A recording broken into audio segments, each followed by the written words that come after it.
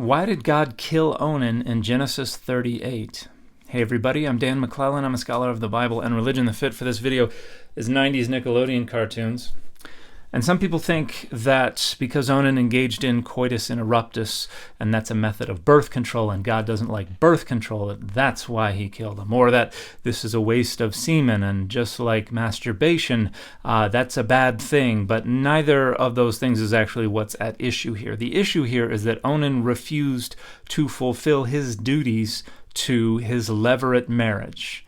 And a levirate marriage has nothing to do with the Levites. Levirate comes from the Latin term levir for brother-in-law. And this is a practice that was more common anciently and less so today, where a man had to marry the widow of his deceased brother if his deceased brother had not yet had any kids with his wife. And in that way, the children from this levirate marriage would be raised in the name of the deceased brother so that his name and his property rights would be carried on. And this was particularly important in Israel because that meant that things stayed within the tribes rather than getting diluted. And you can see the biblical legislation regarding levirate marriage in Deuteronomy 25, verses 5 through 10.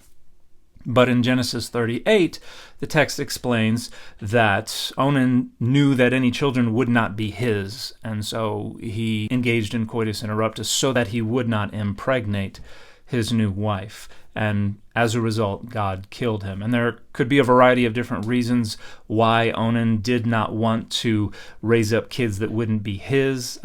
Maybe it's because that child would inherit the majority share that would otherwise go to Onan and his own kids because his brother was his older brother. Maybe he thought there was something wrong with raising kids with his dead brother's widow. There are a variety of explanations for this. Most likely, though, it has to do with Onan's concern for his own property interests. Now, there are a bunch of things you could read on levirate marriage and the story of Onan in Genesis 38, but two I would recommend are one, this book by Raymond Westbrook from the 90s, and two, this 2004 Journal for the Study of the Old Testament article by Weisberg.